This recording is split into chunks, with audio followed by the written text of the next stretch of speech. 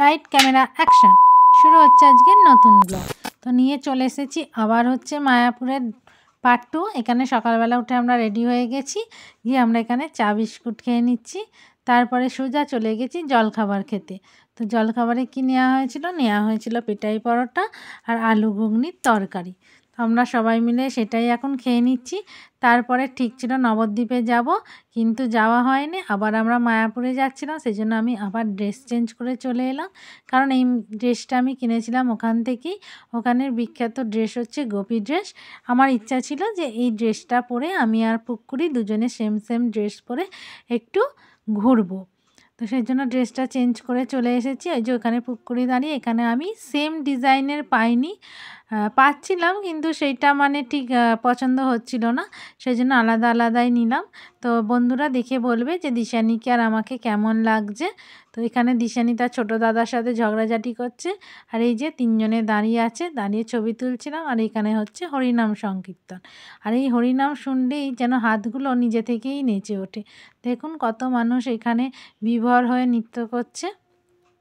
এর তালে পা লাগাতে যেন সবাইরই মনে মানে একটা আশা জেগে ওঠে, আর এত অপূর্ব পরিবেশ সৃষ্টি হয়ে যায় যে মানে নিজে থেকেই যেন হাত পা সব নড়তে শুরু করে দেয়। কোনো মানুষই যেন আর চুপ করে থাকতে পারে না, এত সুন্দর পরিবেশটাকে এরা তৈরি করে দেয়।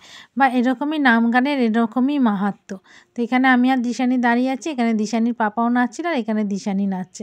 ওকে আমি দেখাচ্ছি কী করে নাচতে হয়, ও নাচাচ্ছে। যে হাত তুলে তুলে দেখাচ্ছি, এবার ও হাতটাকে বার করেছে দেখুন কোনটা দিয়ে। তারপরে যাই হোক আমরা নাচ গান করে চলে গেলাম একটু ঘুরতে। কোথায় গেলাম? আমরা যাচ্ছি হচ্ছে গোশালা দেখতে। তো এই যে এই রাস্তা ধরে সোজা রাস্তা ধরে হাঁটতে হাঁটতে আমরা পৌঁছে গেলাম হচ্ছে গোশালায়। যে দিশানি আর আমি যাচ্ছি, যে ছুটছে কতবার যে ছুটতে পড়েছে তার কোনো হিসাব মানে আমি রাখতে পারিনি।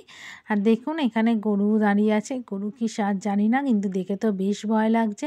তারপরে চলে এসেছি গোশালায়, আর এসে আমরা এবার দেখতে যাব গরু। তো ওপরে উঠে পড়েছি, ওই যে ওপরে সিঁড়ি দিয়ে ওপরে উঠে পড়েছি, আর ওই ওপরেই আছে সারি সারি গরু রাখা।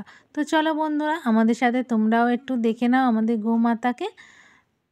এখানে হচ্ছে গরুর নানা রকমের মানে গরু থেকে যেসব জিনিস পাওয়া যায় সেইগুলো দিয়ে নানা রকমের জিনিস বিক্রি হচ্ছে, যেমন তোমার দুধ থেকে যা যা পাওয়া যায়, ক্ষীর, দই, ঘি, মাখন, এইসব তৈরি হচ্ছে মানে বিক্রি হচ্ছে।